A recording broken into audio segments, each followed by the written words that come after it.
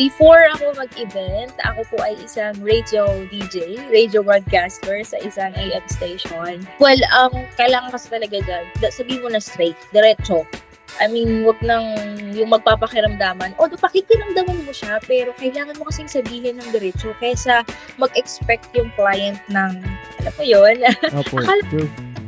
akala ko kasama yan. Pinaka-main lesson po na nakuha ko, kung babalikan ngayon na nagto-throwback tayo nagto-throwback tayo sa kung paano ko nag-start. Patience. Kasi mainipin akong tao, sir. Sobrang mainipin talaga ako. Kung babalikan ko yung mga early days ko, nararamdaman mo, iba yung excitement ko. Hindi talaga ma-explain. Alam mo yung parang nag-a-adrenaline ka na di mo maintindihan na, eto yun! Eto talaga yung gusto kong gawin. Get ready for an unfiltered and uncensored listening experience.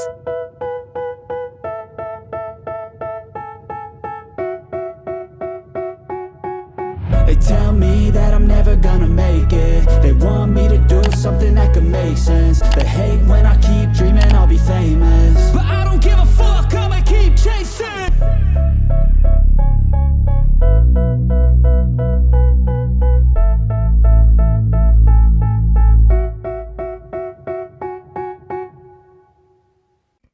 And we are live, people. And for this episode, we have Mom Lovely C in the podcast. Hey, thank you, Mom, for coming. Hello, sir. Hello. Hello, Nico. Kumusta po? I really do appreciate mo na kumuha po kayo ng time nyo or binigyan nyo po kami ng time nyo. Thank you so much sa pagpunta sa podcast.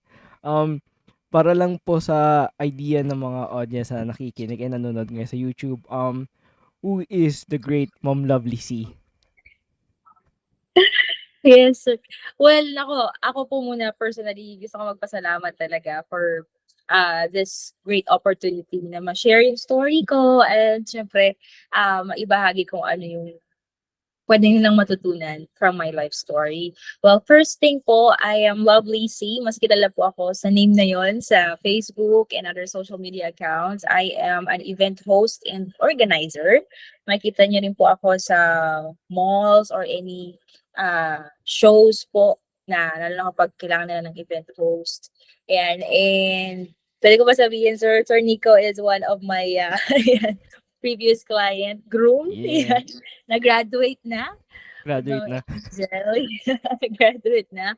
Sila po yung one of yung talaga namang inabangan talaga naming wedding because unique ang kanilang theme. Very, very unique. And alam mo yun, super nag-enjoy din kami sa inyo pong celebration. Well, yeah, my name is Lovely C and right now I am a full-time event host and event planner.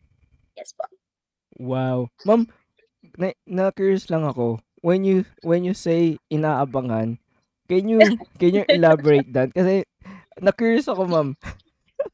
Yeah, well, because yung, syempre sir, yung from the detailing natin, and alam mo yun, syempre, ako yung pinaka-head ng team, so kailangan kong relay sa mga tao ko yung details. Kaya nung nalaman nila yung team po ninyo, talagang na-excite silang lahat, pati yung Oo. mga stylist natin for sure, na-excite na mag-decorate, alam mo yun, kasi super unique. Ano kung babalikan mo yung mga photos and videos, and yun na, lalo na po yung theme nyo kasi unique siya pero nabigyan ng hustisya. Yun. Wow. Diba? Yeah. Pero with all that, ma'am, credits to my wife kasi more on siya yung creative side, madaldal lang po talaga ako. From the video, save the date, up to the same day edit. Wow! True, ma'am. Like, credits to my wife. With all of that, ma'am, you're still you're doing all of this stuff. Before all of this, sino po si Ma'am Lovely before hosting events, planning weddings? Before ako mag-event, ako po ay isang radio DJ, radio broadcaster sa isang AM station. Government station po ito, pero hindi ko na babanggitin yung pangalan. But ayun, nagtatrabaho ako from madaling araw kasi yung air ng yung air ng show ay madaling araw siya since more on news. And then, yun, uuwi gabi na kasi nga full-time. So, office time pa rin siya. Ayun, well, nag-start talaga yung career ko as a radio broadcaster. Nung OJT po ako, on the job training, inabsorb ako ng company kung saan ako nag-OJT. Oh. Yeah, hindi ako makapagbakasyon and all. Right after graduation ng college, diretso po ng trabaho. So, yun, grateful ako, super thank you ako dun sa company po na yun na aking binanggit. Kasi dun po talaga nag-start yung aking, yung growth ko bilang isang event host na masasabi ko na may naging part yung company po na yun before. And well, dun ko rin kasi nakilala yung tao na maglalapit sa akin sa events. It so happened po na yung isa kong katrabaho, office mate, ay meron siyang best friend na event organizer. Nagsisimula pa lang din nung time po na yun. It was way back 2016. Noong 2016, nasa radio pa ako, sinama niya ako. Pero sir, hulaan mo kung anong trabaho ko sa events. Ah, Hindi ako event host. mhm. Hinire niya ako as a photographer. Oh, wow. Photographer po. Talaga, ang dami ngang nabibigla, nagugulat. Talaga ba, ma'am? Ganun, yes. Ano ko talaga siya, ano ba tawag doon, sir? Yung parang frustrated photographer. Ganun. Kasi gusto ko True. talaga siya. Yeah, passion. Gusto ko talaga siya. College pa lang ako, may bitbit akong camera kahit saan ako pumunta. Pero hindi ko in-expect na mapupunta ako sa hosting. Kasi takot ako sa, takot ako sa tao. May stage fright ako ng bonggang-bongga. Oh, wow. Opo. Although, nagpa-participate ako sa mga in declamation and all, pero may takot pa rin sa stage. Kaya, yung unang hosting event ko talaga namang hindi ko hindi ko i-require na mapanood nyo because super nanginginig, Mm-mm. kinakabahan. Pero really thanks to God na dinala niya ako dito sa posisyon. Kaya ko na. Masabi ko lang, kaya ko na sa training and alam mo yun, sir, experience ng bonggang-bongga talaga. So, ayun po, isa po akong photographer na naging radio DJ at ngayon full-time event host po. Sana pala ma'am kayo na rin yung naging photographer. I mean, magaling si Sir Mark, pero kung ayaw niyo ma'am, at triple threat, I mean, wedding planner, host, ngayon naman photographer naman na. Well, actually, sir, sinusubukan ko ng bumalik ngayon Oh, sa wow. parties. Ayan, yung maliliit lang muna. Opo. Birth parties and small occasion. Hanggang dun lang muna tayo. Oh, wow. Pero still, ma'am, I mean, I completely relate to, pagiging frustrated photographer kasi on the other hand po kasi ako din para akong frustrated radio DJ kasi isa sa mga dreams ko talaga maging radio DJ. I think yun din po yung one of the reason why I started the podcast kasi I wanna feel or I wanna experience the broadcasting thing. Kasi po madaldal ako eh. I mean, in a certain way madaldal ako when it comes to commenting on certain issues or even politics mga ganun. But wala akong confidence enough to say na I have more knowledge kapag gagawin ko yung that job. So the reason why I started the podcast is para po makausap mga katulad nyo na interesting people, na cool people na para sa akin na gusto kong makuha yung stories nila, that sort of thing. And coming to the being radio DJ, ma'am, how is the experience like, especially in your early teen years or early 20s? Yung pa yung Yeah. tamang term, 20s? Yeah. 20s. Your 20s year. How was it po? Uy, kung babalikan ko, nata-throwback talaga ako ng bongga. Super bagets kasi, Nico. Super bagets talaga. Siyempre, right after graduation. Well, para na mabigyan natin ng background yung tsaka yung mga nakikinig.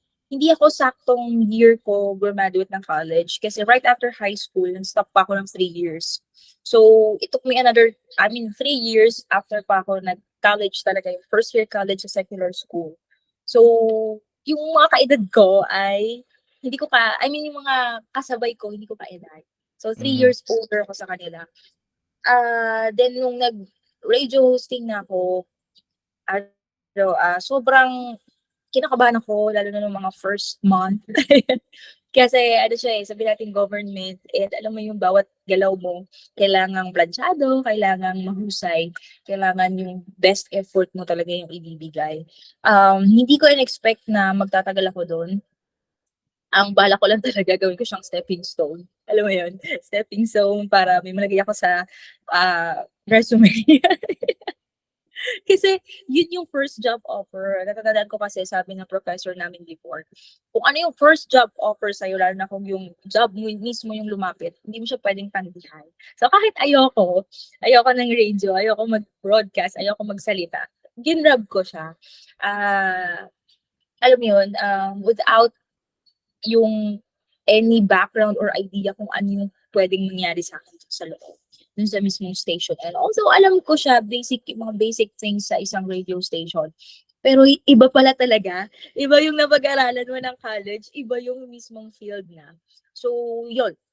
Pero ang good thing doon, dahil nga doon ako nag-OJT, alam mo yun, kahit papano, may intro na ako dun sa mga things na kailangan ko gawin. And then, yun, dumating din sa point na nag-handle na rin ako ng mga OJT. Alam mo yun? Yung dating OJT, ako na rin yung nagtutulong sa kanila and nag-share ng knowledge. And meron ding time na lumalabas kami sa field. Well, part din naman talaga siya aside na broadcast kami sa loob ng station. May times na pinapadala kami sa labas. Alam mo yun, may mga kasalamuha ka, may makakasama kayo mga sikat na broadcaster, kasama sa isang kwarto, alam mo yun, kasama sa isang room, sa isang transportation or bus. So, iba yung feeling, iba yung experience na binigay sa akin nitong side ko ng story na to. And yung puyat din talaga kasi gagawa ka ng news, magsusulat ka, ikaw pa mag-i-air. Pagpupuyatan mo siya, na kailangan perfect yung susulat mong script kasi kung hindi, lagot ka. Mga ganon. Mga ganong moment. Pero, ang pinaka-na-enjoy ko talaga ng bonggang-bongga aside sa pag-air, yung field. Kasi doon ko nakita yung pinaka-side ng broadcasting. Lalo na yung meron kang interviewin din na tao na kailangan mong pakinggan yung istorya niya kasi kung di mo papakinggan, wala kang masusulat, syempre. Tsaka kailangan mong maintindihan din yung situation. Sa news kasi, lalo na pag sa mga pagbalita na ang sinusulat, Nico, ano siya madali na, yung napapakinggan natin sa news, madali lang, parang ang dali lang nila sinasabi, di ba? Opo. Pero sa likod nun, hindi mo natin alam na meron palang talaga namang halos hindi na makatulog na nagsulat na doon. Oo, nag-research, talagang nag-interview ng bonggang-bongga. So, yun, mas lumawak yung understanding ko dun sa field na yun, sa media, lalo na sa, yung pangkalahatan. Kasi, hindi lang siya broadcast nagsusulat din ako, nag-interview ng tao, and ayun, may mga events din, may mga socialization. Super enjoy, lalo na iba't ibang tao yung nakakasalamuha. Na yung mga taong na yun hanggang ngayon, friends ko pa rin naman. So, super happy na maintain din yung friendship kahit na wala na ako sa work. Ayun. Nung sinabak ka ma'am sa pagiging radio DJ na ikaw na yung maririnig na yung boses niyo sa ere ma'am. Nasa uniqueness niyo na ba ma'am yung maganda niyong boses? Kasi share ko lang ma'am yung time ng wedding, nagustuhan ni mama yung guesting niyo pati yung mga lola ko kasi nalaman nila radio DJ pala kayo, like may certain i-quote ko lang mother ko, may certain twang po kayo when it comes to hosting tapos in command sa event. Do you parang inborn na po yan ma'am or parang train niyo po siya during those early days? Hindi ko masasabi na talagang inborn, sir, pero may training kasi ako before nung bata pa ako. Magaling yung teacher ko nung elementary. Catholic school kasi, although Christian po kami, pero sa Catholic school po ako nag-aral. Yung teacher ko po na yun, shout out to Ma'am Gemma, hindi ko siya makakalimutan kasi siya po talaga yung nag-train, yung as early as grade 1 to hanggang buong elementary. Talagang nasinubaybayan niya kami na yung mga estudyante niya to the point na pronunciation, intonation, enunciation, talagang kino-correct. So, feeling ko yun po yung isa rin sa naging training ground ko. Nadala ko siya hanggang high school, college, hindi na siya nawala. So, yung quality ng voice, na-develop na lang siya. Syempre may mga professors, teachers din po na tumulong. So, yun. Inborn, hindi ko masasabi ng bonggang-bonggang inborn, pero siguro yung lalim ng boses, malamang nandun na siya. Ayan. Opo. Pero yung sa skills ng speaking, napag-aralan po at na-develop talaga ng podcast. Nung first time na sinabak ka, ma'am, like, gusto ko lang po malaman kung ano yung nararamdaman niyo that time. Then, paano yung process po nun like, for example, ito po, nasa inyo na yung microphone. Yes. Before ka po i-air sa airwaves, may mga magpa-practice po muna ba kayo 30 minutes before the air, or paano po yung process nun? Oo. Mayroon kang time to practice your script. Although ako naman ang gumawa nun, so alam ko siya, kabisado ko siya. Pero may times kasi na, alam mo yun, yung mga biglaang news na ibibigay na sa'yo. Babasahin mo yan. Ganun. Lalo na ba, for example, breaking news? Like, for example, Yes, breaking news, mga ganun.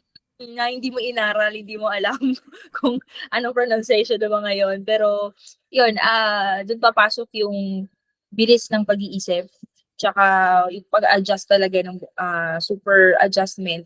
And kung matatandaan ko, sir, yung pinaka first kong air ay, alam mo yun, nagsa-stutter.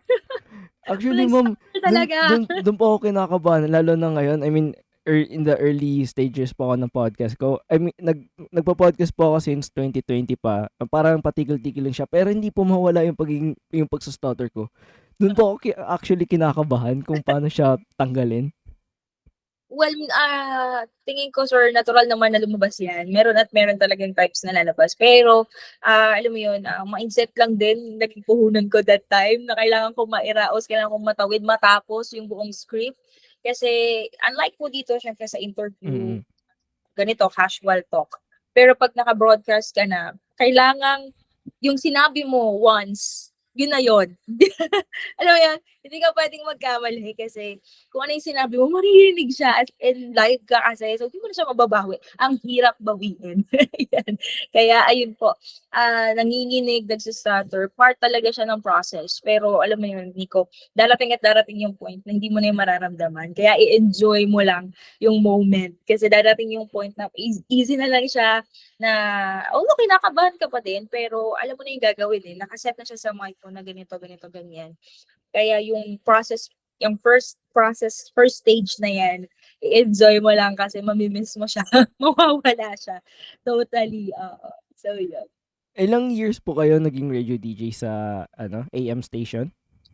2017, well, right after graduation ng college, 2017 ako nag-start. And then, nag-resign ako 2022. 2022. Patigil-tigil siya kasi syempre nag-pandemic, pero online naman. Nagbo-broadcast kami sa bahay. Tapos, yung pandemic, more on online na talaga. Sending news. So, during those, like, the pandemic times, paano po yung setup nun? Kasi, I understand, ma'am, I think, di kayo pwede pumunta sa station nun, or dahil radio host po kayo, parang under kayo ng pwede po kayong pumunta sa station. Ang ganun lang. Well, merong mga host or DJ, broadcaster na nagstay in. Pero, yan, civilian, okay lang kami sa bahay. Okay lang. Pero yun nga, naka-online and monitored talaga yung time in. And then, may oras na, pinadala ako ng laptop, may gamit na pinadala. So, hindi na kami need na pumunta sa office, pero tuloy pa rin yung work. So, mahirap siya in a point na kapag syempre, yung internet hindi naman laging stable, di ba? May time na naglolo. So, yun, lalo na yung time rin na yun, Nico, kasagsagan din kasi na nag-boom yung event. So, imagine mo talaga, hindi ko ma-imagine din yung sarili ko that time na hindi ko alam kung paano ko na-survive na pagsabay ko yung pag-duty ko sa radio din, i-event ako, Kaya nung 2023, well, actually, it was 2022 December, nagpaalam ako, hindi ko na po talaga kaya. And then 2023 January, full-time start na talaga. As in, wala na ako sa radio, focus na po ako sa event. So, ganun yung nangyari. Ma'am, I think maganda rin po pag-usapan yung like transition process nyo. Kasi I understand di naman siya yung parang biglaan or Yeah. out of the spur moment. Can you share your pinaka first experience, ma'am, na masasabi mo talaga na ito yung passion ko, nandito yung passion ko, nahanap ko na yung passion ko. Well, to tell you honestly, hindi talaga naging madali yung transition time na yan, Nico. Kasi, syempre, radio DJ, radio broadcaster, ando na yung title mo. Sabi nga nung ibang mga kasama ko, lalo yung mga classmates ko rin ng college, dumating yung sa point yung kina-congratulate na nila ako kasi hindi lahat ng nakagraduate po ay talaga namang nag-push through sa ganong industry. So, super privileged for ako na, alam mo yun, na naranasan ko na mapunta sa field. Pero nagtatalo eh. Grabe talaga yung naging pagtatalo ng utak ko, ng puso ko that time na ano ba talagang mas matimbang yung passion ko, itong events na nag-e-enjoy na ako noon, Nico. Sobrang ano mo yun, may mga bagong kaibigan, bagong kakilala, mga suppliers, at lumawak na rin yung sako. At the same time, nagbo-boom na rin yung sa radio dahil nakapisado ko na eh. Alam ko na yung gagawin. Kumbaga kahit paikot-ikutin mo na ako, kahit nakapikit nga, kaya na rin. Pero dumating ako dun sa point na, yun na. Actually, ngayon ko lang to i-share. May nag-interview na rin sa akin before sa podcast. Pero alam ko itong part na to, hindi ko pa na-share regarding this side ng story ko. Na nag-take talaga ako ng risk to the point na si Lord na yung gumawa ng way. Alam mo yun, hindi na ako naging productive dun sa radio ko. Sumasablay na ako. Hindi ako ganon. Alam kong hindi ako ganon. Hindi ako nakakapagpasa on time. As in, alam mo yung pagod na pagod sa event, tapos kailangan mo pang magsulat. Dumating sa point na nalalate ako ng submission. Doble yung stress, kasi stress sa events, tapos mapapagalitan ka pa. Alam mo yun. Kaya yun, ayokong sumuko eh. Ayoko siyang i-give up. Kung ako yung tatanungin, ayoko talaga. Ayokong umalis dun sa comfort zone ko. Kasi kabisado ko na siya eh. Pero dumating dun sa point na si Lord mismo yung nagsabi, tama na, tigil mo na yan. Kasi may better plan na naghihintay para sa'yo. So yun nga, wala na, sablay na, hindi ko na na-meet yung deadlines, hindi na maayos yung trabaho. Doon ko na-realize na eto na yun. Ito na yung sign na binibigay sa akin ni Lord na mag-give way naman ako dun sa another chance or opportunity na binibigay niya sa akin. Kasi meron akong nabasa na quote by that time. Ito yung nagsastruggle nga ako sa pagpili. Ang nakalagay doon, Nico, parang ano siya, take the chance or take the risk, I mean. Should I take the risk or lose the chance? Yan. Kasi yung risk na yon sobrang mabigat siya kasi magbabago yung routine ko. Yung expectation din ng mga nasa paligid ko, my parents, di ba? Ang hirap eh. Paano ko sasabihin, resign na po ako. Alam mo yun, sobrang grabe yung challenge. It took me 3 years. Oh, 3 years. wow. Yeah, before I finally let go of that dream ko siya eh. Kumbaga, bata pa lang ako, alam ko, pinadrawing kami before, siguro elementary ako. Pinadrawing kami, anong gusto mo maging paglaki mo. Nag-drawing ako ng yung nasa TV station. So broadcaster talaga. Kaya pinush ko rin yung college course. Pero yun, related lahat eh. Kasi yun yung gusto ko mangyari sa sarili ko. Pero hindi pala yun. Hindi pala yun yung plan ni Lord sa akin. Kasi may mas better plan naka-above. So, yun yung story behind that. Oh, wow. I mean, I truly relate, ma'am, kasi nung nagsa-start din po ako ng media company and even the podcast, I was working with my college friends sa Asian Logistics. Same din sa stories nyo, ma'am. Nagtatalo yung in terms sa utak at saka sa brain kasi especially if magpapakasal ka, as a Yes. man, I should provide for my young family. Then I just took the risk na iwan yung stable, high-paying startup job to basically nothing. I mean, wala pang income, wala pa at all. But yung the passion or the drive is yung nandoon siya. You can replace it sa like mere day-to-day or monthly income, that sort of thing. Well, totoo yan. Kasi nung nag-full-time ako, as far as I remember, Nico, yung first day ng January, kinakabahan ako ng sobra kasi sabi ko, eto na yun, wala na ako trabaho. Wala na ako trabaho, wala na akong pagkukuhaan ng income ko na, alam mo yung stable, kahit anong nangyari, monthly merong papasok na income sa'yo. Mm. Pero hindi ako pinabayaan ni Lord, yun yung good thing doon, Nico. Alam mo yun, as long na masaya ka sa ginagawa mo, na alam mo na dun ka at peace at talaga namang mag-grow ka, go for it. Kasi yun din yung naging struggle ko nga sa pagdedesisyon, na baka malaos, baka malugi, alam mo yun? Baka hindi ako pumatok, baka hindi ako bumenta, baka hindi ako tangkilikin ng mga tao kapag pinul-time ko siya. Kaya nga sideline lang nung una, itong events, di ba? Mm. Sideline lang talaga siya kasi pang backup lang, pero hindi pala. Ngayon, 2024, sobrang na-enjoy ko na yung risk na ginawa ko, na andito na ako sa point na kahit hindi ko na ibenta yung sarili ko, okay na.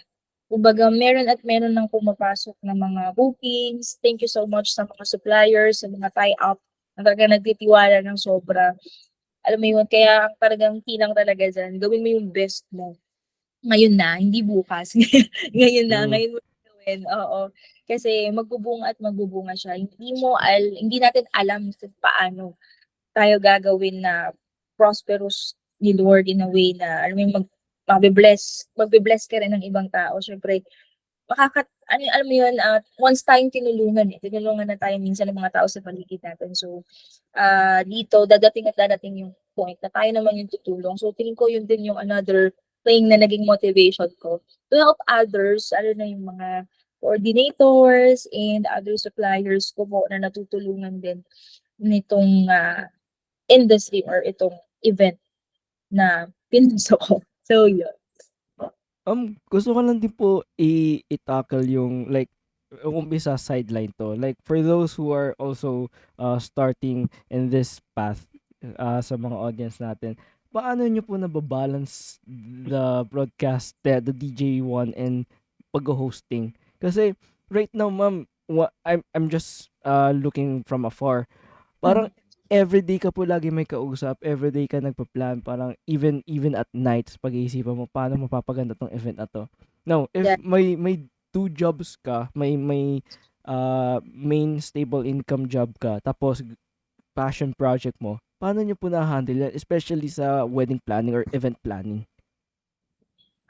Hindi madali yung naging yung experience ko na yan kasi nga tulad ng sinabi ko, ang events gabi, Mm. tapos air ko umaga. So wala akong pahinga from morning, madaling araw up to sa gabi gumagalaw yung utak ko, yung katawan ko. Alam mo yun, dumating nga sa point, Nico, na kahit nasa events ako gumagawa akong balita. Wow. Nasa angkas ako, Nico, nagtatype ako, gumagawa ako ng balita. Dumating dun sa point na yun na, wow, kung ngayon binabalikan natin, na-amaze ako. Kahit Paano ako, ko ma'am. totoo. Siguro, ang another thing na naging solution, naging trick, yung time management talaga. Time management. Lalo na, that time, Nico, mother din ako, may anak ako. Mas May baby. mahirap yun, ma'am. Yeah. I mean, Oo. nakaka-proud. May kids Like, yun yung mga, kayo po talaga yung truly definition ng super moms. Thank you po. Yeah, may baby na ako noon, yung panganay ko. Yun, time management. Although, ang na-sacrifice talaga doon tulog eh. Yung tulog, nawala na yung tulog. So, in a day, ma'am, ilan lang yung tulog nyo that time? Umabot sa point na nasa 2 to 3 hours or minsan nga wala na, umabot Ooh. straight. Ooh. Lalo na Ila kung yung event ay may magkasunod na araw, yun Opo. ang sobrang exhausted yung pakiramdam kasi kailangan mong bumiyahe, kailangan mong, kausapin yung client, kailangan mong, plantsahin ng maayos or alam mo yung plantsado dapat lahat. Mhm. At the same time, kailangan mong mag-submit ng requirements, kailangan mong mag-submit ng news, kailangan mong mag-air. Pero yun, pero thankful ako kasi mabait yung boss ko dun sa company. Mabait yung mga taong nasa paligid ko at naintindihan nila yung trabaho.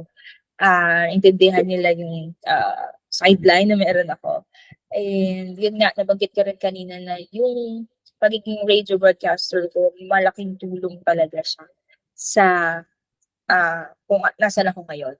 Maaaring yung iba hindi alam mo yun, sa unang tingin, sa unang rinig, parang hindi naman connected, event host, tapos radio. Parang medyo malayo kasi siyempre, alam mo yun, media, tapos naging for public ka. Pero at some point, related pa rin kasi nga nakikipag-usap tayo sa tao. Although sa radio, Nico, kapag wala akong guest, alam mo yung makikipag-usap ka sa sarili mo. Yun lang hindi ko kaya, ma'am. Oo. Yun lang yung na-discover ko. Like, I tried mag-shoot na ako lang mag-isa, talk about anything and everything. Hindi ko talaga kaya, ma'am. Yeah, gano'n siya. So, 'pag wala kang guest, 'yun, try mo rin try mo rin ulit, malay mo naman. Magpa-practice muna ako, ma'am. Oo. Nung nag-resign po kayo ng December, then New Year comes in, ano po yung first month nyo like as a full-time event hosting? Kasi other than syempre po may experience na tsaka may mga backup like may mga kilalang clients na po kayo that time. How is it different from like full-time ka na po talaga? Nakikipag-network kayo that time or ilang months po kayong walang work? Paano po yung during those times? Yeah, well, ito yung nakakatuwa, Nico. First, month, January mismo, puno yung sked ko. Oh, So, wow. hindi ko rin alam kung paano nangyari, pero kung papapakita ko sa'yo yung calendar ko, busog siya. Busog siya ng, January. Well, actually, first event ko yata 2023 ay January 2. Oh, wow. Oo. Tingin ko lang, balik ako. Oo, may January 2. Ayan. So, grabe si Lord. Hindi ko rin talaga in-expect na gano'n yung gagawin niyang transition sa buhay ko. Kahit nung 2024, netong 2024, super blessing talaga. January first week, meron. Talagang hindi na bakante. Buong straight na 4 days a week. Sobrang super thankful sa mga client na patuloy talaga na nagtitiwala kasi walang love VC kung wala po yung mga suppliers, tie-up natin na alam mo yun, mga kliyente na patuloy na nagta-trust. Ang maganda lang dyan, Nico, ngayon ko talagang na-appreciate yung mga repeat clients. Alam mo yun, yung isang family, binook ka nila sa isang event, tapos hanggang sa mga kaapu-apuhan, ayan, kasama ka. So, super thankful. Grabe. Yung times na yun, ma'am, other than may experience po kayo, pero in the feeling na full-time na po kayo, may binago po ba kayo sa process nyo, lalo na sa pagtitake ng client or pag-meeting sa mga client? Kasi if mag-work po kayo like 4 times a week, paano nyo po like nakakasya yung meeting sa potential clients to event planning na sa mga client? Lalo na Well, especially po dun sa early days nyo kasi kung in that early stages po, 'di ba parang wino-workout or na-experiment nyo po ba yung process nyo? Oh, well, usually kasi ang event talaga start ng Thursday, madalas. Hmm. Friday, Saturday, Sunday, dire-diretso yan. Ang pahinga niyan ay Monday, Tuesday, bibihira yung Wednesday. Pero yun, tingin ko yun, yung time na yun, yung Monday to Wednesday or let's say Thursday, ginagamit ko talaga yung araw na yun para, alam mo yun, magko-comment ka sa Facebook, mag-share ka ng post, more on marketing time. Pagdating ng Thursday, Monday to Wednesday or Thursday, may oculars pa pala yan. Ayan, ocular visit, nandyan lahat ng schedule. Ang nagbago siguro sa routine ko by that time, mas naging open ako sa ocular. Kasi before, hindi ko talaga mapagbigyan. As in, more on Zoom meeting, Google Meet, mga ganun. Virtual lang. Pero nung nag-full-time na ako, mas na, alam mo yun, lumawak yung time ko para ma-meet in person yung client before the event. At tingin ko mas naging effective kasi iba kapag nakita mo yung venue beforehand, alam mo yun, iba kapag na-visit mo muna, nakausap mo yung client face-to-face. Compare dun sa puro online meeting na, syempre, minsan may mga details ka pang masiskip or meron silang nakalimutang i-endorse sa'yo, mga ganon. Pero yun nga, yung araw kasi, yung pag-manage rin ng time ko ay kailangang strict talaga dapat doon. Kasi kung hindi, alam mo yun, may mababago, may masa-sacrifice dun sa mga activities. And then, usually kasi talaga ang event weekend. So, wala tayong meetings niya ng mga panahon na yan. Kasi talaga ng meetings weekdays. So, yun. Good thing naman, nag-agree naman yung mga clients sa mga schedule. Open din naman ako, sinasabi ko naman kung hindi ko talaga kaya, hindi available. So, yeah, yun siya. When it comes to wedding planning, ma'am, or specifically sa event planning, I understand na there's some clients talaga na nagsaset na unrealistic expectation, especially when it comes to like ito lang specific budget nila, pero ang event or the design of the entire event is clearly above and beyond dun sa sinet nilang budget. So how do you like balance that and talk to the clients na with this budget di talaga po kaya? Well, kailangan kasi talaga dyan, sabihin mo na straight, diretso. Wag nang yung magpapakiramdaman. Although pakikiramdaman mo siya, pero kailangan mo kasing sabihin ng diretso kaysa mag-expect yung client ng, alam mo yun, Opo, akala true. akala ko kasama yan. Alam mo, kaysa sabihin mo siya late na or yung hindi na magagawa ng paraan, mas maiging sinasabi siya na habang maaga pa, habang kaya pa. Kasi mas maiintindihan ng client yun na naging honest. Ako personally. Dahil may mga experience akong ganyan, hindi talaga siya mawawala. Na, alam mo yun, gusto nilang maging maganda yung wedding, pero hindi talaga pasok sa budget. Pag dumadating ako sa point na ganyan or may na-encounter akong ganyan client, talagang honesty is the best policy. Kasi kung hindi ko sasabihin, ako yung magsasacrifice, ako yung mahihirapan. Paano ko sasabihin, late na, mga ganon. So, yun. Sinasabi siya dapat agad at ipapaunawa mo yung mga other options. Meron naman may mga other options naman na pwedeng gawin na manageable and alam mo yun, pasok sa budget at pero maganda pa rin. Okay. True, kasi po nung our experience while planning our wedding, para bang ako yung na-shock kasi other than ito pala kadami yung kailangan iplano. There are certain things pala I have to take to account. Like for example, hindi naman sa like arrogant ako, pero hindi ko po na-realize na kasama pala sa amin yung crew meal. Like, kasi hindi po ako masyado talaga sa event, like especially taga-attend lang po ako ng family namin. So I really don't know the behind the scenes that. Pero nung ako na, like the crew meal itself, then yung sa transportation fee, parang Yeah. nagugulat ako. With that po, paano nyo, like, mas maganda na lang po siguro take to the first stage po ng wedding planning. So, may couple po lumapit sa inyo na hingi sila ng tulong to plan their wedding. Paano po yung first step nun? Para lang din may idea yung mga balak magpakasal dyan. Ano yung pinaka like first step talaga? Well, sa first steps or kailangang maintindihan ng client yung inclusion ng package. Talaga. Yung, alam mo yung mga small details kasi sa package, usually ang pinipresent, di ba, kung may mga bullets yan. Pero behind that, may limitation. So, ganito lang, hanggang ganito, ganyan, may pieces or may specific item. So, isa-isahin talaga dapat ang sobra. Bawat inclusion ng package. And then, yung checklist, papasok na talaga sa checklist. Yung sa crew meal, well, yun nga po, very thankful talaga din ng mga suppliers kapag may crew meal na provided.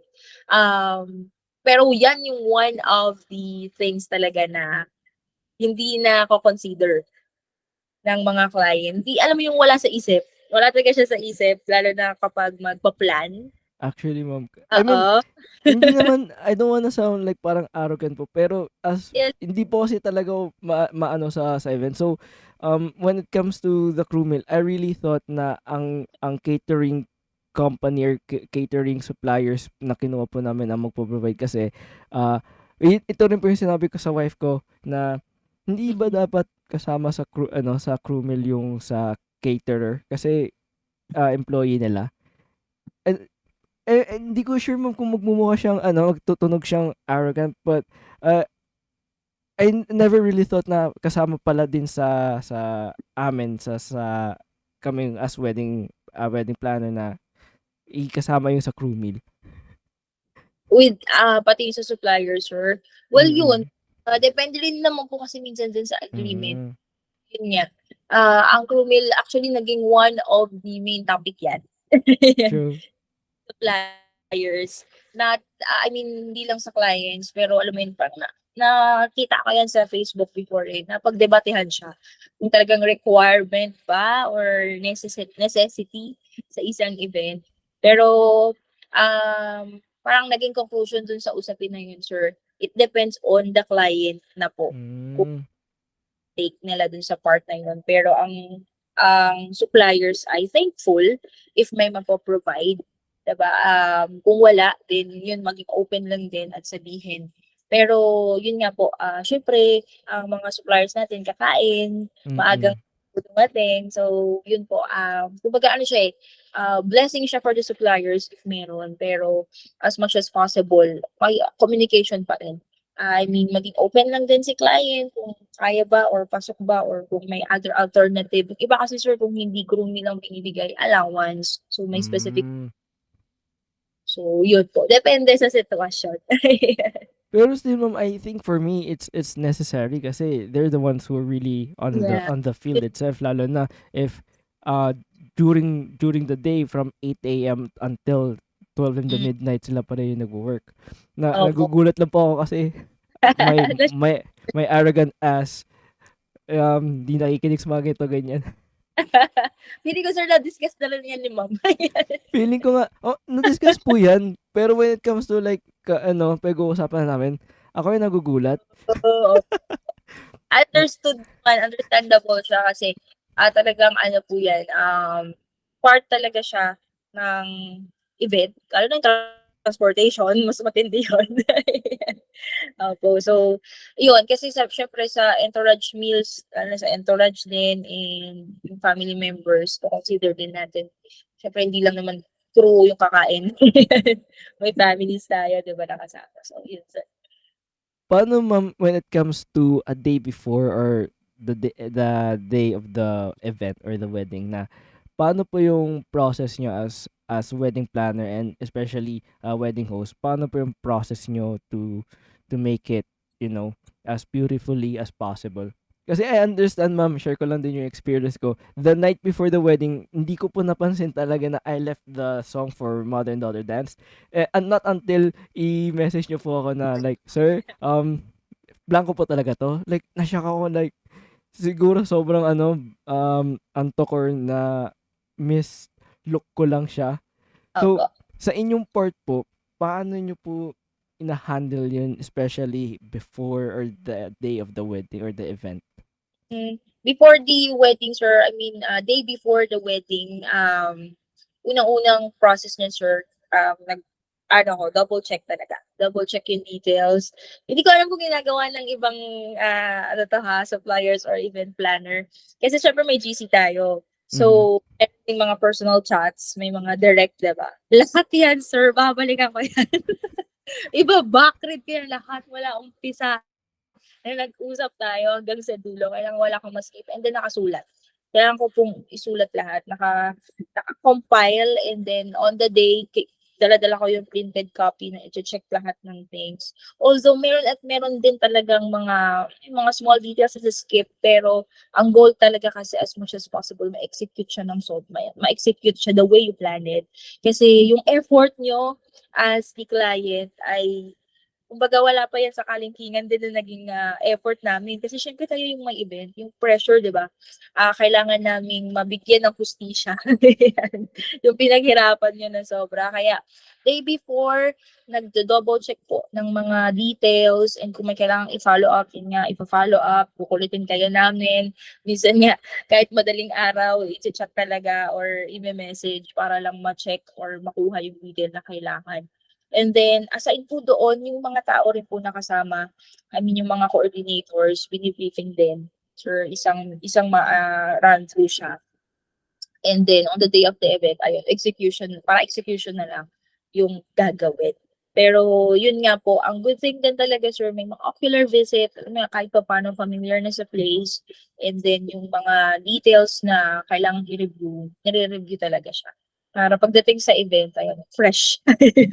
Kasi syempre, sir, di ba, sa isang linggo, hindi lang naman isang kasal lang meron po kami. Yun nga Hindi po lang eh. isang birthday, hindi lang isang debut.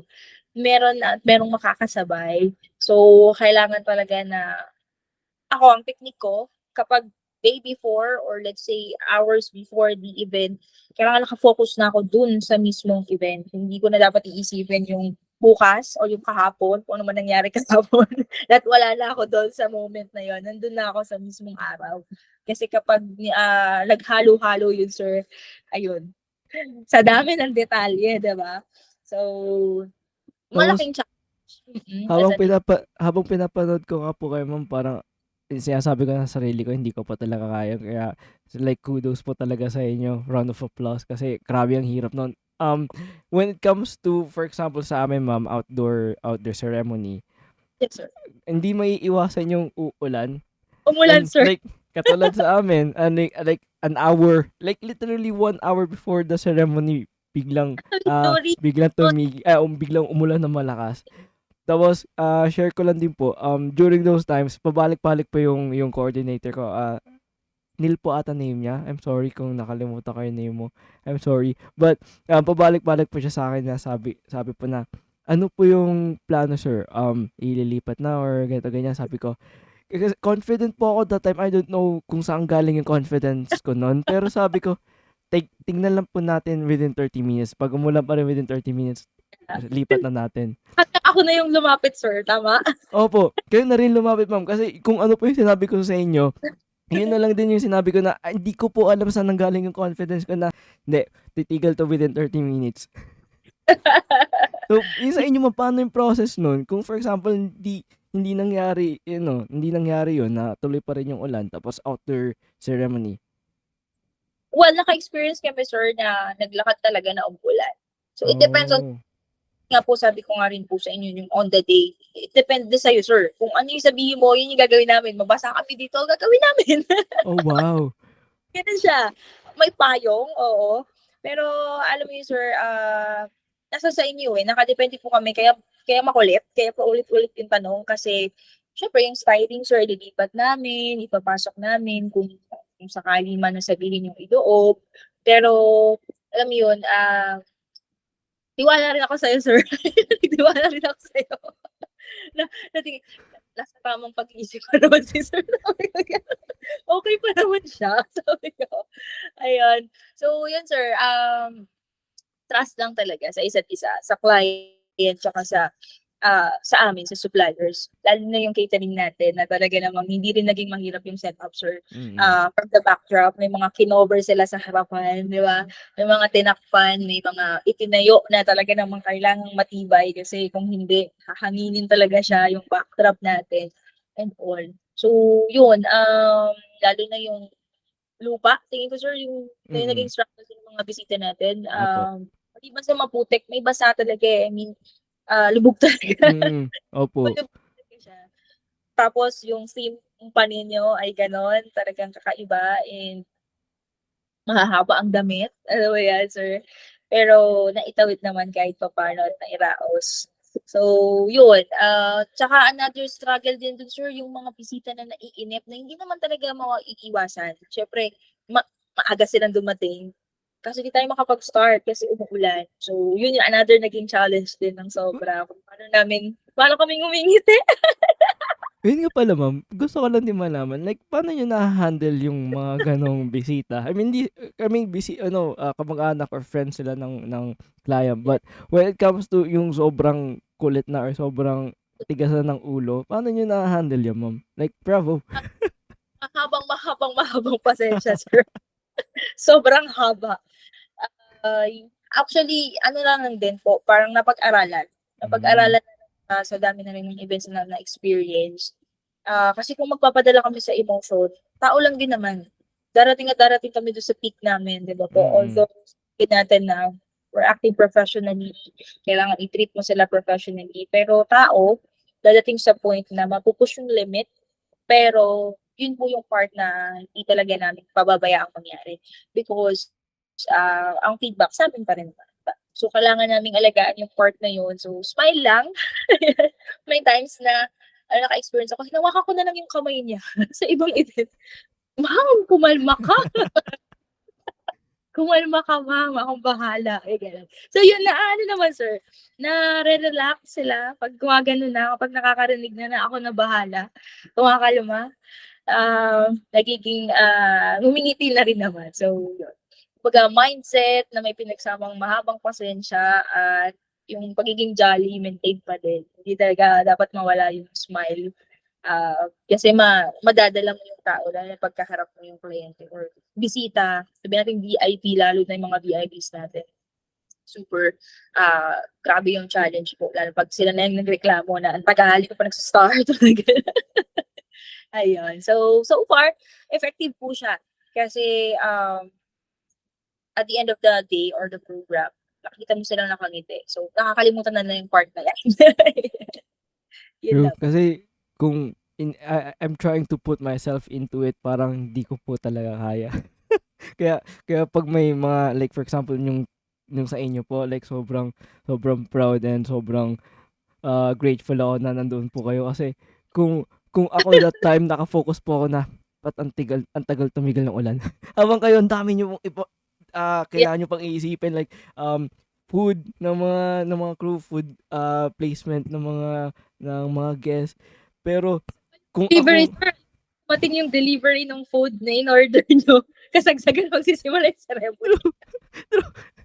kaya nga ma'am, hindi ko alam paano niya ako kaya sobrang grateful ako sa inyo, ma'am. Kaya nung pagkatapos ng event, ma'am, thank you talaga, ma'am, kasi at the back of my mind, kung ako nga po ang focus ko lang, gusto ko na tumigil yung ulan. Sa inyo, ang daming process, ang daming, para kayong dapat octopus. Marami kayong kamay sa event. Opo. Nairaos na itawid. At nga, sir, alam ko na rin naman kasi yung detalye na mangyayari. Yung good thing doon. Although, maraming ginagawa, gumagalaw yung katawan, pero may mga tao naman kasi na na-distribute na yung task, so magaan na siya. Hindi na, alam po talaga kung malikot the day of the event. Kasi gusto ko nakikita ko lahat. Kailangan nakikita ko talaga lahat. So, yun. At ang ulan, blessing yan, sir. Siyempre, di ba? Yun nga yung sabi ko din sa mga bisita na medyo naiinit na, ma'am, ano yan? Blessing. Pagpapalain ng ating couple ngayong araw. Narinig ko rin yan, ma'am. During that time, sabi ko, paano naging blessing na ulan? After 30 minutes, hindi ko po talaga, just, I think, nung time na within 20 minutes na, going through 20 minutes na, sabi ko, Lord, ikaw na bahala. Ayun, binigay naman po. Diba, sir? Like, sobrang grateful ako dun. Kasi, ultimo yung lights and sounds natin. Hindi ko rin alam sa pwesto.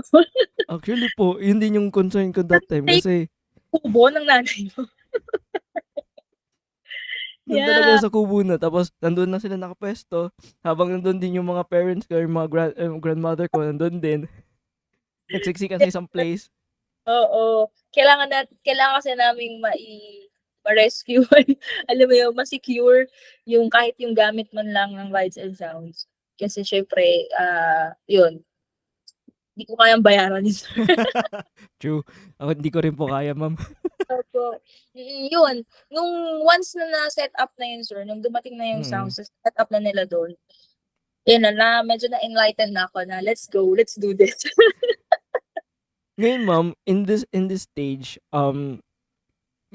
habang in a reflection stage po kayo, masasabi niyo po talaga, ma'am, na outdoor person kayo or indoor person? Kasi the reason I asked that kasi um one of the reason kung bakit, like for example, some people preferred na nasa office space sila or corporate world other than syempre the stable income job, but the environment kasi plays a big factor din po eh. Especially if, for example, a DJ broadcasting, you're in the four wall eh, na ikaw lang magsasalita other than especially sa outside, sa outside event. Um, mas, sa ngayon ma'am, nare-reflect niyo ba ma'am na mas gusto niyo yung nasa labas or nasa galaan kayo other than in a one small space na Yeah. magsasalita ka lang? Well, actually, ngayon po, para sagutin yung tanong na yan, yes. Outdoor person pala ako. Opo, kasi mas na-e-enjoy ko yung trabaho. Minsan nga sinasabi namin, bakasyon na may konting trabaho. True. Kasi Lalo na pa kung beach wedding yun. nakakarating kami sa iba't ibang lugar. Ibang experience, bawat lugar, iba-ibang tao, iba-ibang venue, iba-ibang, alam mo yun, approach sa kung paano mo i-manage yung lugar na yun. Siyempre, lalo na kung first time mo dun sa place. Pero alam mo yun, sir, mas dito ko na-realize sa trabaho na to na nag-work pala yung brain ko kapag nakakita ng, alam mo yun, nature and nagta-travel. Minsan dumadating sa point, sir, na sa biyahe na talaga kami natutulog. Ang wala nang ligo. Wala make up. Ganun. Opo, dumadating talaga yun na kung lalo na lang pag Burr months po. So, etong buwan na meron tayo ngayon, magaan pa to. Although meron pa weekly. Meron weekly, pero pagpasok po ng Burr months, nandun po ang buhay talaga ng mga nasa event industry na ginagrab namin of every opportunity, lalo na pag December. Kasi nandun po lahat ng, aside sa wedding, may mga corporate events. So, yun yung another thing doon na hindi lang, ang kagandahan sa events po ay hindi lang siya focus sa isang type of event, not just wedding. Pero alam mo, ikot kami sa birthday, debut, corporate events, and mall shows, opening ng mga launch ng mga ganyan. So, yun, malawak eh. Hindi pwedeng wedding lang. Sobrang lawak ng event industry. So, that's one of the major things na talaga namang na-enjoy ko. Alam mo yun, yung sa bawat event, meron at merong bagong learning or lesson na nakukuha. So, yun. In this stage also, ma'am, habang nire-reflect nyo din yung mga early careers nyo, ano yung certain things na hindi nyo na-anticipate? Other than, syempre po, gagawa niya to as a side gig, pero as a full-time, ano yung mga na ngayon nyo lang nare-realize or ngayon nyo lang nakikita na may ganito pala, may ganito, ganon? Well, yung part na yan, tingin ko papasok yung time ko sa family. Medyo, nag-full-time ako, pero yun nga, nabawasan yung time sa family. Pero hoping pa rin ako, looking forward pa rin ako na darating yung point na makakasama ko rin sila ng mas madalas. Siguro ngayon kasi yun nga, tinitake ko tong chance na to, tong panahon na to build yung connections, kaya more on nasa labas talaga ako, more on meetings. Pero ang dream ko talaga one day, alam mo yung nakaupo na lang ako, tapos may mga gumagalaw na for me. Diba? So, yun, darating at darating yung point na yan. So, for now, enjoy ko muna na lumalabas, makipag-usap sa mga prospects, sa mga client. Pero, yung sa time of sa family, yun yung medyo hindi ko na-anticipate ng bongga na, mawawalan pala ng tayo ng sobra-sobra. Kasi may time ko na ito lately, talagang straight, to the point na doon ako natutulog malapit sa area. Kasi kapag umuwi pa ako, let's say Quezon City, nasa Cavite kami ngayon. So, may event ako sa Quezon City. Kinabukasan may somewhere malapit doon. Alam mo yun, hindi na ako uuwi. So, nakaranas ako 5 days straight. Hindi talaga ako umuwi just to save yung time lang and energy din. Kasi syempre, pagod. Hindi ka na, alam mo yun, sabi nga nila, diba, work smart, not hard. Motto ko rin True. yan. True. So, Same. tipid time and energy, pero yun nga, may nasa-sacrifice pa rin talaga. So yun, hindi ko na-anticipate na mababawasan ng sobra yung time sa family. Akala ko kasi kapag na full-time, hawak ko yung time ko, So, sobrang hawak ko na, hindi ko na nakalimutan ko na yung ibang side. Pero yun nga, ang good thing naman kapag gusto kong magbakasyon, gusto kong mag-relax, nagagawa ko. Unlike kapag siyempre nakatali ka sa isang company or nakatali ka sa 8 to 5 na oras, yun, medyo mahirap magpaalam kapag iba ang boss. Pero tayo, ayun, sa freelancing, tayo ang boss. So, nasa atin ang oras, nasa atin ang panahon, ang pagkakataon ng chance to unwind and kapag, alam mo yun, socialize sa mga friends din and sa family members. So, may nasa-sacrifice lang na time pero makakabawi pa rin. Itong next question, ma'am, para tayong nasa Miss Universe level. Kinabahan ako. May nabasa po akong libro that talks about sometimes you have to like reflect and learn from yourself during those tough journeys.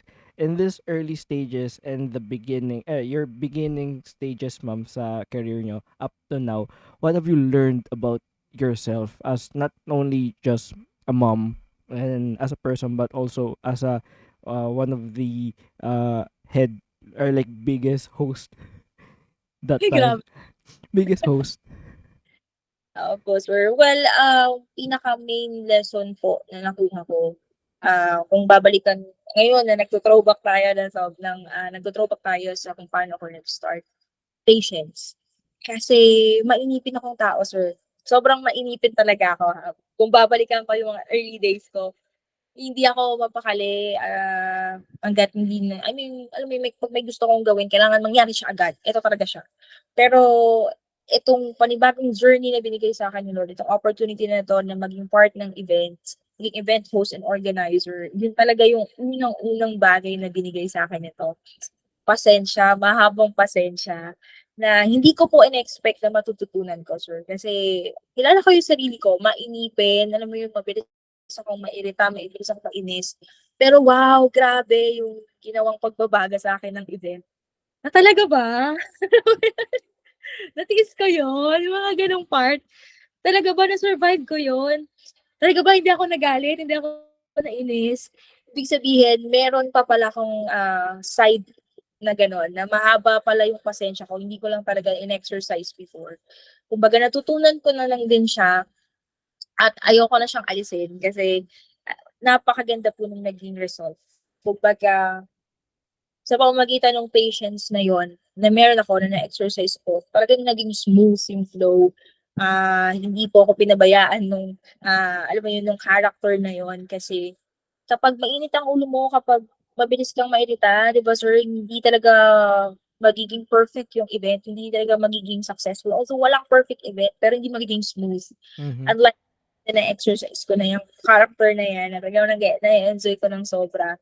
Alam mo yun, so be it. Yung kung ano mangyari, anumang changes, sige, go. Pero gagawa ng paraan, i-embrace mo kung ano man yung naging mistake or kung ano man yung naging flaws. Pero syempre, nasa sarili ko rin naman kasi kung alam mo yun, sir, yung reaction, yun yung another thing. Kung paano ka magre-react sa bagay. Syempre, sa isang event, for example, let's say, yun nga, wedding, merong unexpected na nangyari. Ang tendency noon, kung siguro sa iba na hindi po sanay sa events, magre-react, alam mo yun, mag-a-irate. Talaga magre-react na sobra. Pero ang pinagpapasalamat ko na natutunan ko talaga sa magiging event organizer and event host, yung kung paano ako mag-respond sa mga situation, talagang nabago siya. In a very, very good way. Bigyan ako ng mahabang pasensya, pangunawa, malawak at malalim na pangunawa sa mga sitwasyon.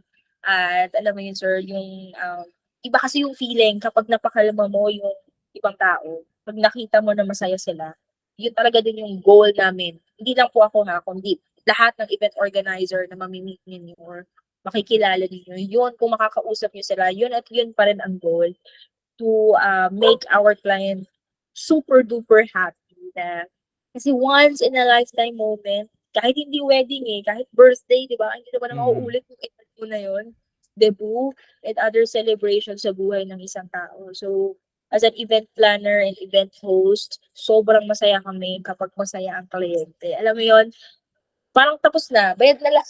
Makita lang namin ng ngiti niyo, ala talaga namang satisfied. Isang thank you nga lang sir, sobrang laki na yun. Makarinig na kami ng isang thank you from the client. Sobrang malaking blessing na for us. So yun po. For those naman ma'am na for example nasa same path sa inyo or taking the same route in their early stages ng career, or even some people na who are stuck in the job that they don't really like it, na kapag tinatry nilang mag-push through sa passion nila, may mga ridicule na from, especially for the parents, kasi for me for example, nung I tried to say na I'm uh aalis na po ako sa Asian Logistics. May narinig ako sa parents ko kasi, why are you leaving a staple job? Ikakasal ka na tapos ngayon ka pa magta-take ng risk, that sort of thing. But what are the advices or just an heads up na, okay, you're taking this route, so ito yung ma-advise ko sa iyo, or ito yung heads up warning para sa iyo. Mm. Well, pag dumating na kasi dun sa point ko na nagdadalawang isip ka na, ibig sabihin, yun na yung sign. Kasi yung dadalawang isip, kung naka-fix yung mind mo dun sa isa, ibig sabihin, ganun din naman sa lahat ng bagay, actually applicable tong part na to. Kapag nabobother ka na, alam mo yun, kapag hindi ka na mapakali, kapag dumadating ka na sa point na pwedeng hindi ka na makatulog, yun na yun. Yun na yung sign to take the risk. Kasi kung hindi mo siya gagawin ngayon, hindi mo na siya magagawa sa mga susunod na araw. So, ibig sabihin, yung chance na kailangan mong i-take, kailangan mo talagang i-grab. Kasi, lilipas ang panahon, merong mangyayari na panibagong track, panibagong journey. So, kung hindi mo siya i-grab today, possible na madistract ka na naman, meron na namang another thing na papasok or another thing na mangyayari, malulose mo yung chance, di ba? So, ibig sabihin, ito na sana yung chance mo na mag-grow, na maka-experience ng bagong journey, pero dahil nga hindi ka nag-take ng risk, sayang, masasayang siya. Kung dadating ka dun sa point na ma-realize mo na, ay sayang, sana pala, ginawa ko na lang noon, sana pala, tinuloy ko na lang noon, kasi yun talaga yung gusto ko. So, hindi madali yung part na yan. Sa mga nagsisimula pa lang, sa mga, alam mo yun, may passion, pero natatakot. Magsabi sa parents, magsabi sa colleagues. I mean, alam mo yun na, yung hindi mo sigurado kung may kakadahinatnan ba. Yung part na yan na meron nang nagtatalo na sa isip mo, yan na yun. Ibig sabihin, it's your sign to take it, grab mo yung opportunity kasi kung sabi ko kanina, kung hindi mo siya gagawin ngayon, maaaring may other changes pang mangyari. Pero mararamdaman mo yan, di ba Nico? Nasa sayo yan eh. Kumbaga, lalo na nangyari sa akin, 3 years. Ang tagal. True, ma'am, true. Ang tagal nung agony. Naging agony na siya kasi gusto ko eh. Gusto ko yung pagdi-DJ. Gusto ko yung events. Kaso, dumating na ako sa point, hindi na ako productive dun sa isa. So, nasan na? Saan ako pupulutin nito? Diba? So, tingin ko, another thing din yun, tatansyahin mo din talaga kung saan ka mas masaya, kung saan ka mas at peace. Huwag mong pakinggan yung maririnig mo sa ibang tao kasi hindi naman sila yung magdedesisyon para talaga sa'yo. Although may mga opinion, meron at meron, lalabas at lalabas yan. Pero kung magpapadala tayo sa opinion ng iba, sino sisisihin mo? Pagkatapos. Wala, hindi naman pwedeng sila. Kasi decision mo pa rin yun. Ang naging decision doon, nakinig ka sa kanila. Pero kung ang decision mo ay makinig ka sa sarili mo, kahit magkamali ka man, kahit mag-fail ka man, wala kang ibang sisisihin kundi ang sarili mo kasi naging decision mo siya. Pero ang good thing doon, decision mo. Kumbaga, it's your choice, buhay mo yun eh. Yung nangyari kasi sa akin, Nico, syempre, mami ako, anak, syempre, may mga factors na kailangan i-consider, and then, tsaka pangarap ko siya eh. Yun yung medyo mabigat sa akin. Dream job ko, Nico, as in, pinaghirapan ko siya, pinag-aralan ko siya. Alam mo yun? Na ginalingan ko na kasi after ng OJT, diretso, pasok, ibig sabihin, nagustuhan ako kasi ginawa ko talaga yung best ko. Tapos, all of a sudden, i-give up ko just because merong passion na, alam mo yun, na bumubulong-bulong sa akin. Oo, pero yun pala yun. Dun din papasok yung another learning sa buhay ko na kahit anong pilit mo na ialis yung sarili mo, ay, no. Kahit anong pilit mo na gawin yung gusto mo, ito yun, nani ko. Ito yung pinaka-main gist ng story ko. Kahit anong pilit ko kasi na gawin yung gusto ko yun eh. Pero kung hindi siya plan ni Lord para sa'yo, para sa akin, hindi talaga siya mangyayari. Ibig sabihin, kahit gaano natin kagusto yung isang bagay, kung hindi yan yung tinakda para sa atin na mangyari, aalisin at aalisin ka dyan. Gagawa at gagawa, magkakaroon at magkakaroon ng way or any circumstance or happening sa buhay mo na aalisin ka dun sa part na akala mo para sa'yo. So, yun. Nakaplano lahat kasi sa buhay natin eh. So, kung para sa'yo siya. Pero mo yun, sobrang dream job ko siya. Pero nagawa ko siyang i-give up ng maluwag sa puso ko, Nico, kasi alam ko na may better thing na mangyayari. Na may mas better thing. Ma'am, Yes. paano mo malalaman like for example na yung decision mo na gawin tong passion mo is yun talagang tama kasi as you said before na if para sa'yo talaga ibibigay sa'yo ni Lord. So i- in a perspective of others, paano nila malalaman na okay, itong path na itong passion na to, or itong dream na to is ito talaga gusto ko. Pero maraming hurdles, maraming struggles, maraming challenges na humarap. Pero dahil matigas ulo ko, gagawin ko pa rin siya. Susubukin ko pa rin tumbahin yung mga walls na nagpapaharang sa akin doon. So, as an individual na still confused, still struggling, still don't know what to do, paano malalaman na okay, itong bagay na to is para talaga sa akin, or itong bagay na to, ito talaga yung nagpapasaya sa akin.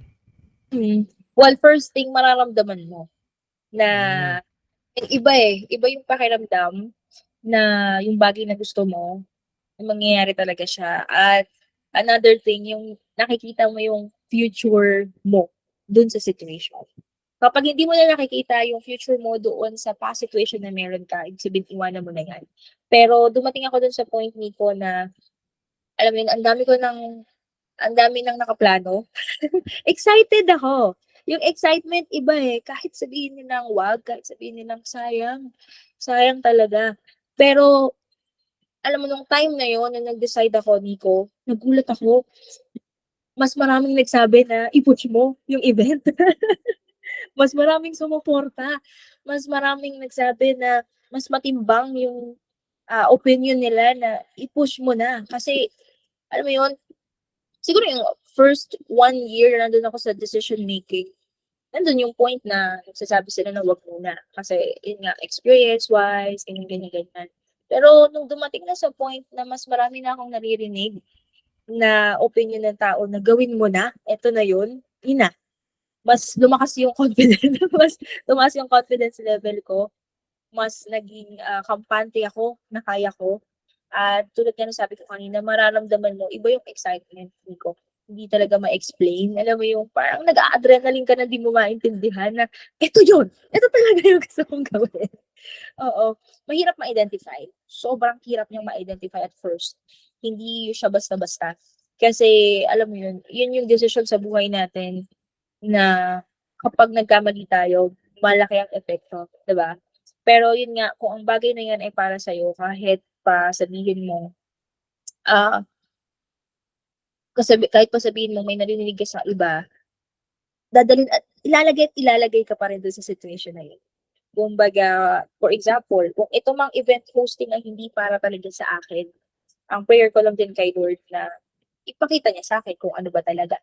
Pero as of now, as po, nakailang taon naman na, so hindi na ako binalik sa radio. Hindi na ako binigyan ng ibang opportunity. 'Di ba? Wala nang, kumbaga, hindi naman sa walang door na nagbubukas, pero mas pinalago niya itong industry na meron ako ngayon. So, I strongly believe na this is really for me. Kasi andito na yung focus ko eh. Kumbaga, ito na yung season of growth kumbaga magtatanim na ng magtatanim hanggang sa dumating yung time na magha-harvest na lang ako. So, yun. Looking forward talaga ako sa harvest time. Yun. Nakaka-relate ako kasi nung umpisa rin po, the reason I asked that question kasi hindi ko rin po siya ma-explain. Like for example, kapag tinatanong sa akin yung ng ibang tao, like paano mo malalaman na ano yung dapat mo maramdaman? Hindi ko ma-explain kasi akala ko dahil ako hindi ko lang siya ma-explain. Like for me, parang hirap siya explain. Pero parang nakakatuwa kahit papaano na may mga tao din pala katulad yung ma'am na na-experience din tong feeling na hindi mo alam eh. Pero ito yung passion mo. Kasi for example, ma'am, yung sa the previous job na umalis ako, um, ako po yung head eh. I mean, ako yung leader that company. So, I was leading the company kasi startup lang din siya. So, it's three of us, or I mean, four of us na college friends. Then, we started a logistic company.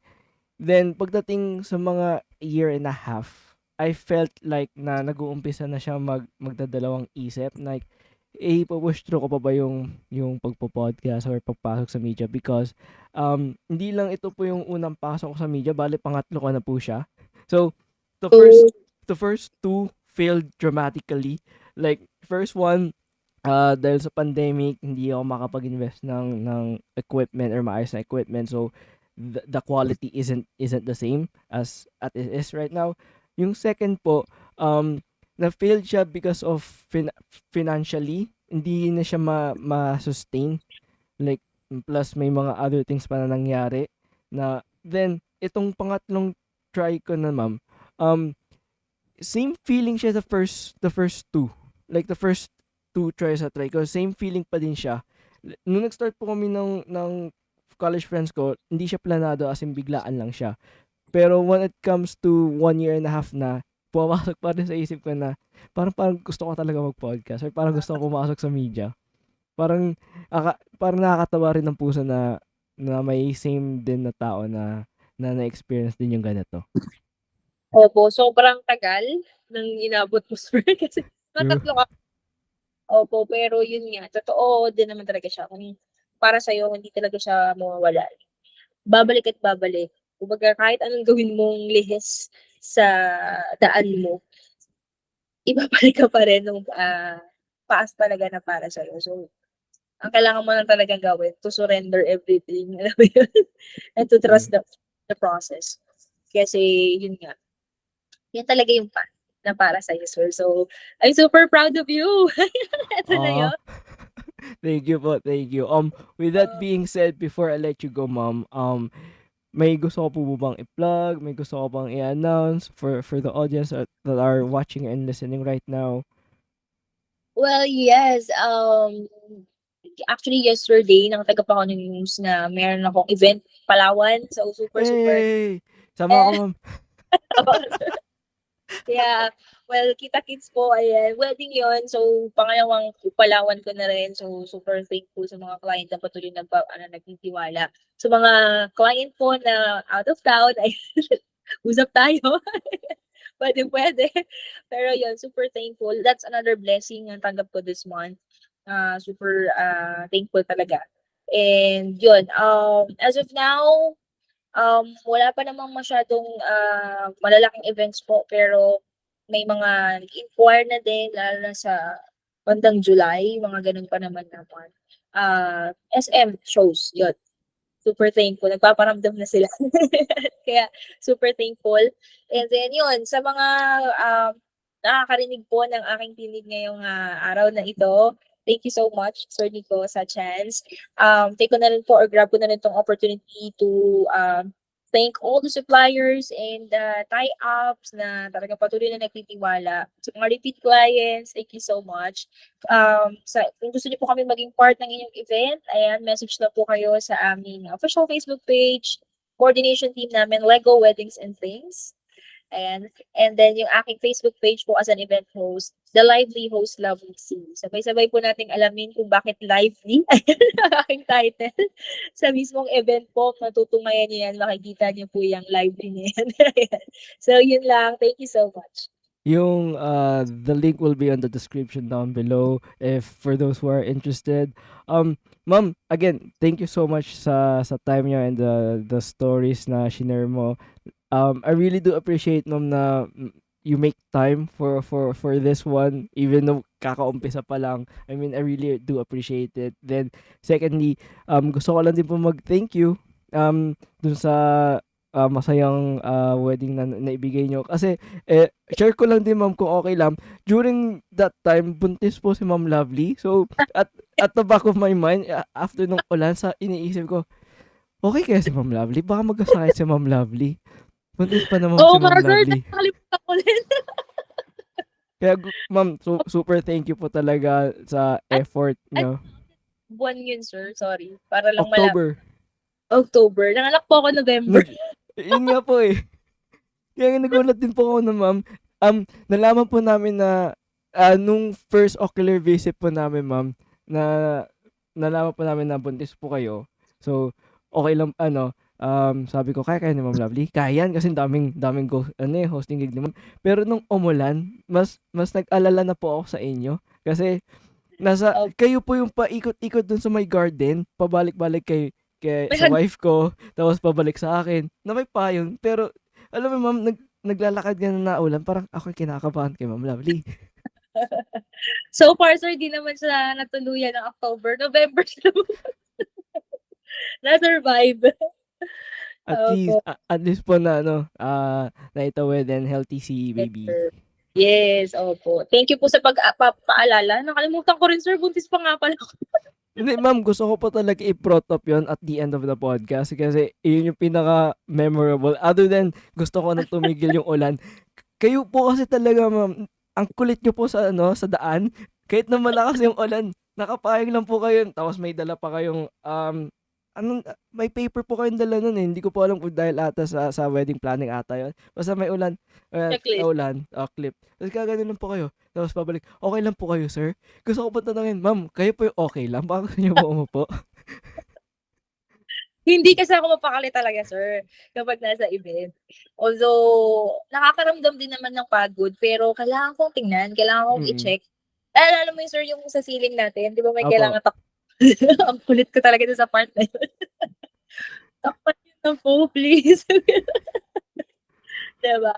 So, yun. Nakalimutan ko nga, sir, nabuntis ako that time. Pero, ang natatandaan ko kasi talaga nun, yung happy moments. True. Mas nangibabaw. Para sa akin, ma'am, happy moments yun kasi may halong pag-aalala. Tapos, nakakatawa kasi buntis na nga po kayo. Kayo pa yung naglalakad sa gitna nung lakas ng ulan. Then, yung ulan, hindi lang basta-basta ulan. Like, for example, ambon, no? Like, napapa-zero visibility na. Umulan talaga, sir, ng sobra. As in, grabe, bago maglakad si ma'am. Again, ma'am, thank you so much for coming and I really do appreciate it. And gusto ko lang din po sabihin before I let you go, this platform is open for you, ma'am. So if for example may announcement or may gusto po kayo ulit kayo i-share, this podcast is available po sa inyo anytime. Yay! Sure, sir. After ng Palawan event ko, sir. Let's go. So with that being said, peace out, people.